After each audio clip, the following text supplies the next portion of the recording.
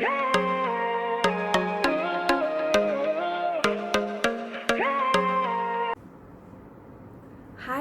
my name is Shaukinah Nasuha binti Zainuddin. I am from the DPA30083 class. My metric number is 01 DPA19F1121. For the start of the presentation, me and my team members from Group 2 will be elaborate our taken cases, which is the case of Ebrahimi versus Westbourne Galleries Ltd and ATEEZ 1973.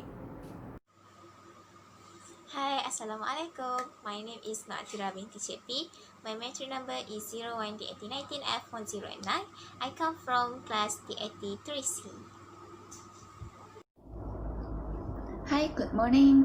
I am Christy Lingsingyi and my matrix number is 01 DAT19F1080. Good morning, Puan Mariana. My name is Anusha Tanimutu, DPA30083C. Matrix number 01 DAT19F10. Hello, my name is Ayachian Ampan Akid.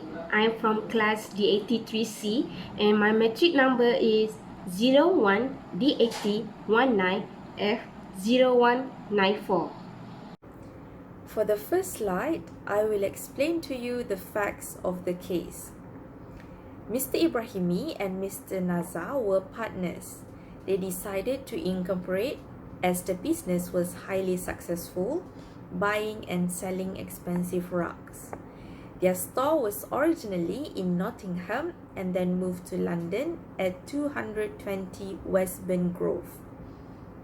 Mr. Ebrahimi and Mr. Nazar were the sole shareholders in the company and took dividends rather than the director's salary for tax reasons. A few years later, when Mr. Nazar's come of age, he was appointed to the board of directors and Mr. Ebrahimi and Mr. Nazar both transferred shares to him.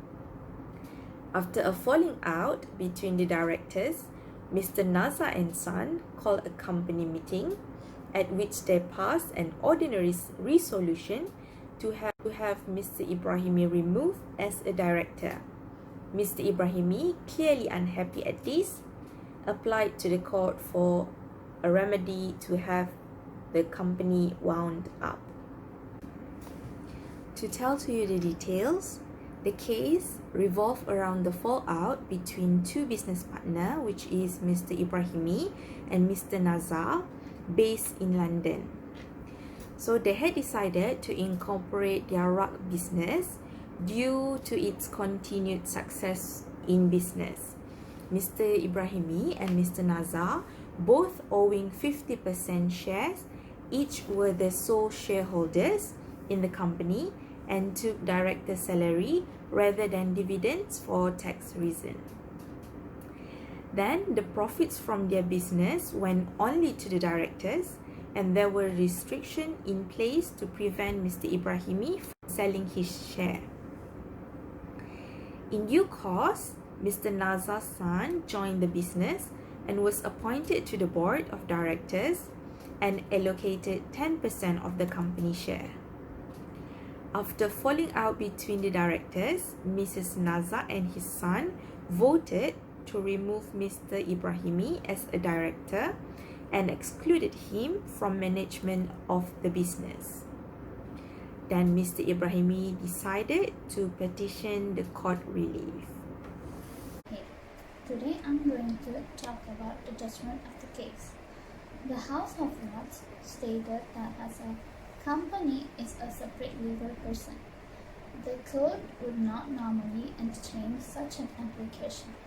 However, they believed that as the company was so similar in its operation as it was when it was a partnership, they created what is now known as a quasi-partnership.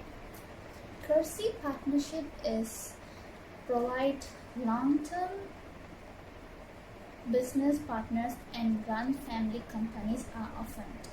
It provides protection to minority shareholders where they are in personal relationship of mutual confidence. Mr. Ebrahimi had a legalistic expectation that his management function would continue and that the articles would not be used against him in this way.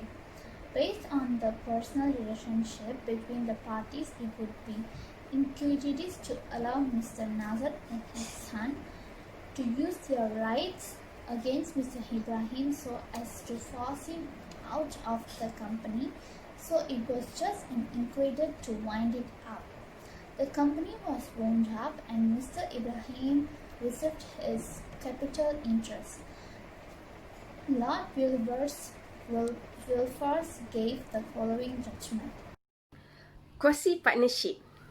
The concept of quasi-partnership was created by the House of Lords 40 years ago in this case. It provides protection to minority shareholder where there is a personal relationship or mutual confidence.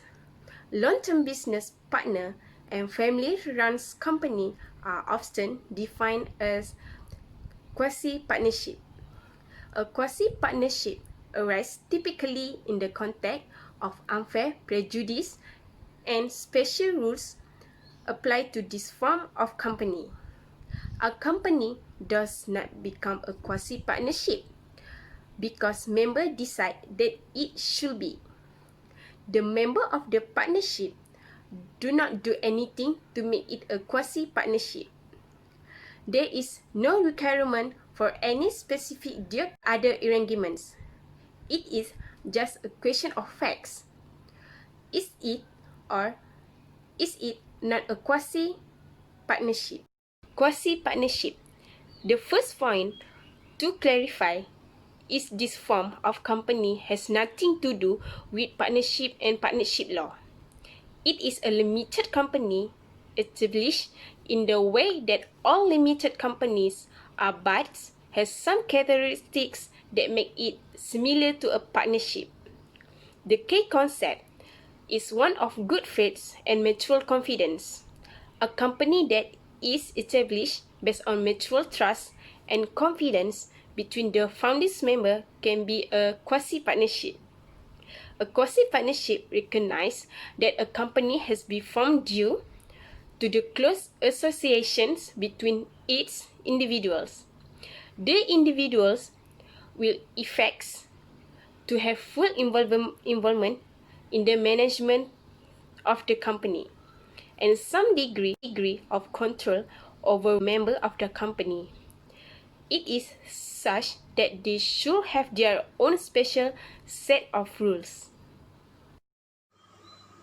Okay, now I will continue with my part, which is outcome of judgment.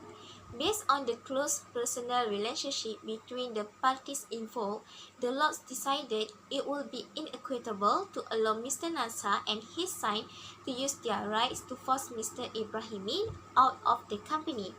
It was deemed just unequitable to wind the company up and give Mr. Ebrahimi his money. Okey, berdasarkan hubungan peribadi yang erat antara pihak-pihak yang terlibat, the Lords memutuskan bahawa tidak adil untuk membenarkan Encik Nazar dan anaknya ni menggunakan hak mereka untuk memaksa Encik Ebrahimi ni keluar daripada syarikat tersebut.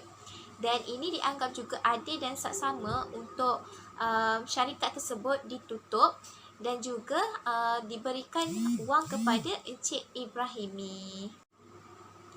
Okay, the next outcome of the judgment is the case identify the factor which the court should consider when determining if there is a quasi-partnership. This include the first is an association form or continue on the basis of a personal relationship involving mutual confidence. Okey, maksudnya kat sini sebuah persatuan yang dibentuk atau diteruskan berdasarkan hubungan peribadi yang melibatkan kepercayaan bersama. Okey, yang kedua pula adalah an agreement that all or some there may be sleeping members or of the shareholder will be involved in the conduct of the business. Okey, maksudnya kat sini perjanjian bahawa semua atau sebahagian ataupun mungkin ada anggota yang lain pemegang saham akan terlibat dalam menjalankan perniagaan tersebut. Okey, yang terakhir iaitu yang ketiga adalah restriction on the transfer of the members' interest on disposal of share. Okay, maksudnya kat sini sekatan pemindahan kepada anggota iaitu penjualan saham.